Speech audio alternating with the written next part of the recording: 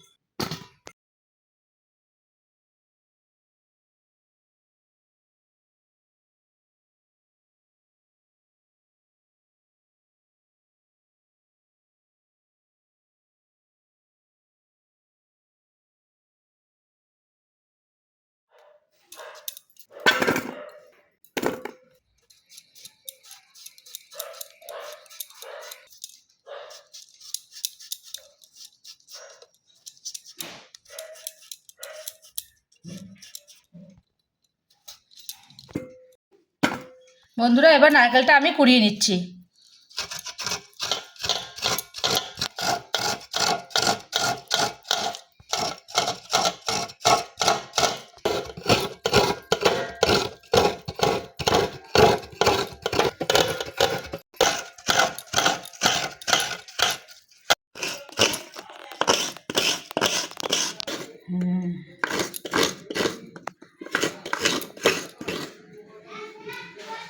নারকেলটা আমার কোরানো হয়ে গেছে, এবার আমি রান্নাটা শুরু করব। বন্ধুরা, কড়াই বসিয়ে দিয়েছি। এবার কড়াতে আমি তেলটা দিয়ে দিচ্ছি। পটলগুলো আমি ভেজে নেব। তেলটা আমার গরম হয়ে গেছে, এবার আমি পটলগুলো দিয়ে দেবো।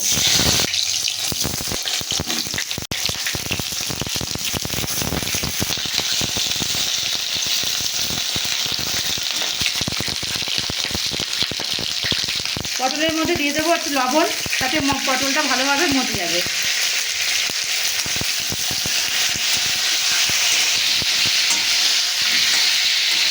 বন্ধুরা, পটলটা আমি হালকা করে ভেজে নিয়েছি, এবার আমি তুলে নিচ্ছি।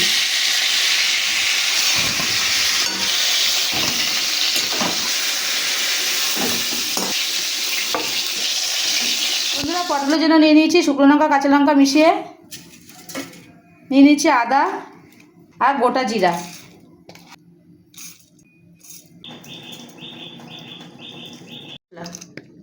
এবার আমি মশলাটা মিক্সড করে নেব।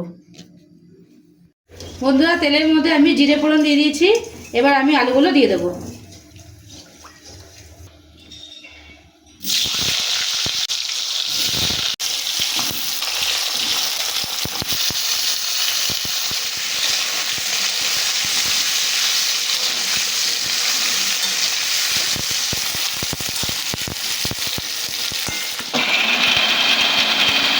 এবার নারকেলটা আমি মিক্স করে নেব।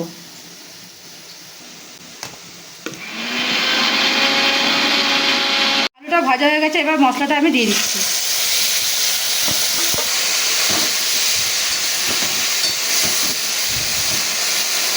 দিয়ে দিচ্ছি স্বাদ মতো লবণ, হলুদ গুঁড়ো।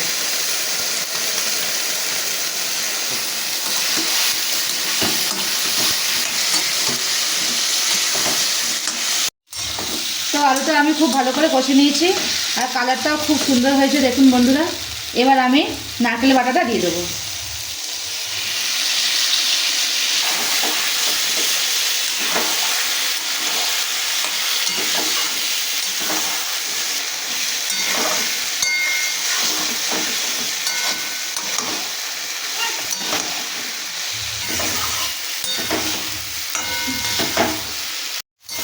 বন্ধুরা, নারকেল দিয়ে আমি খুব ভালো করে আরও কষিয়ে নিয়েছি, এবার আমি পরিমাণ মতন জল দিয়ে দিচ্ছি।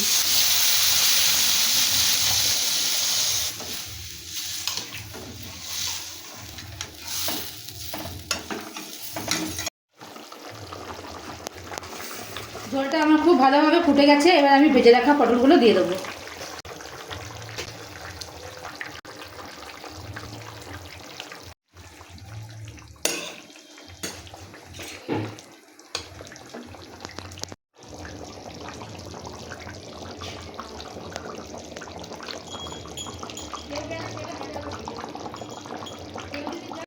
বন্ধুরা, পটলের তরকারিটা আমার হয়ে গেছে। এবার আমি নামানোর আগে একটু ঘি দিয়ে নামিয়ে নেব।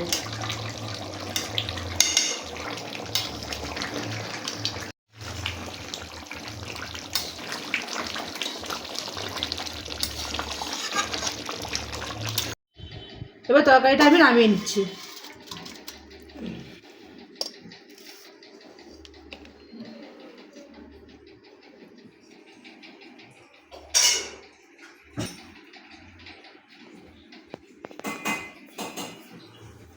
বন্ধুরা, কচু শাকটা আমি আগে থাকতে কেটে নিয়েছিলাম। এবার কড়াইতে জল বসিয়ে দিচ্ছি, কচু শাকটা সেদ্ধ করে নেব।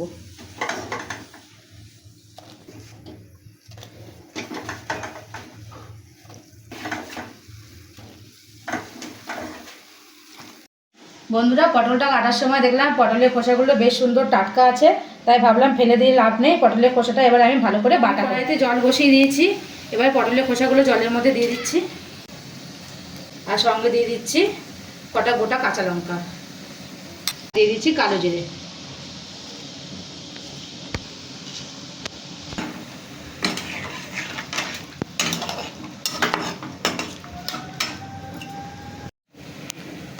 তো খোসাগুলোর মধ্যে আমি সামান্য একটু লবণ দিয়ে দিচ্ছি, যাতে তাড়াতাড়ি করে সেদ্ধ হয়ে যায়। বন্ধুরা, পটলের খোসাটা আমার ভালো করে সেদ্ধ করে হয়ে গেছে। এবার আমি এটাকে বাটির মধ্যে নামিয়ে ঠান্ডা করে নেব।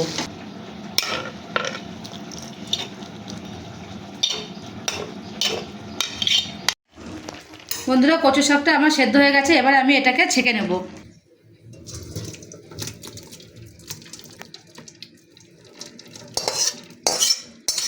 বন্ধুরা, কচু শাক বসার জন্য আমি কড়াই বসিয়ে দিয়েছি। এবার আমি তেলটা দিয়ে দিচ্ছি। তেলটা গরম হয়ে গেছে। ফোড়নও দিয়ে দিচ্ছি শুকনো লঙ্কা, পাঁচফোড়ন আর তেজপাতা।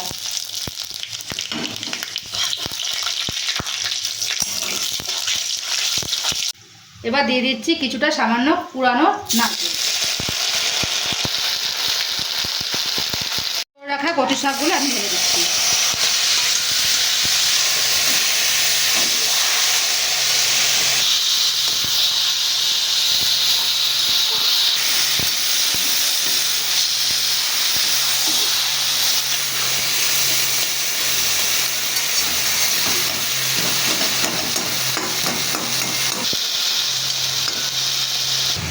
দিয়ে দিচ্ছি স্বাদ মতো লবণ আর হলুদ গুঁড়ো।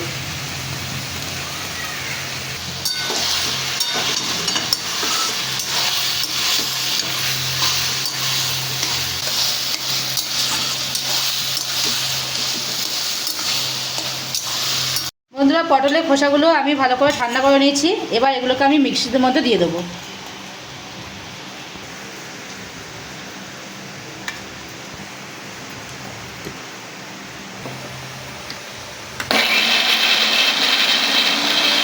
দিয়ে দিচ্ছি কিছুটা চেরা কাঁচা লঙ্কা।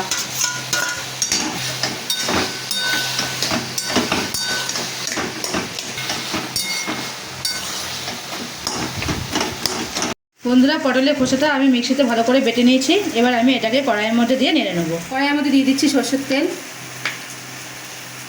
কচুর শাকটা আমার প্রায় হয়ে এসছে। এবার আমি দিয়ে দিচ্ছি স্বাদ মতো চিনি।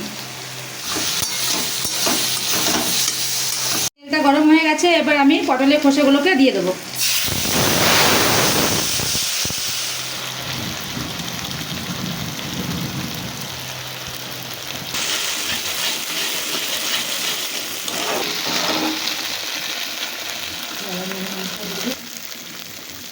দিয়ে দিচ্ছি স্বাদ মতো লবণ, হলুদ, স্বাদ মতো চিনি, যে যেরকম খায়।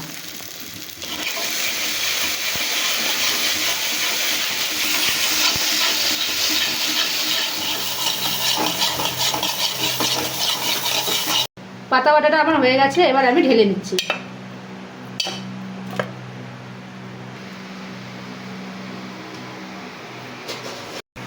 কচু শাকটা এবার আমি নামিয়ে নিচ্ছি।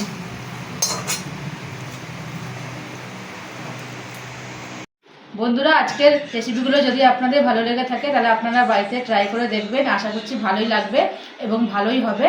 আর আমার চ্যানেলটিকে আপনারা লাইক, কমেন্ট, শেয়ার এবং সাবস্ক্রাইব করে আমার সঙ্গে থাকবেন। ধন্যবাদ।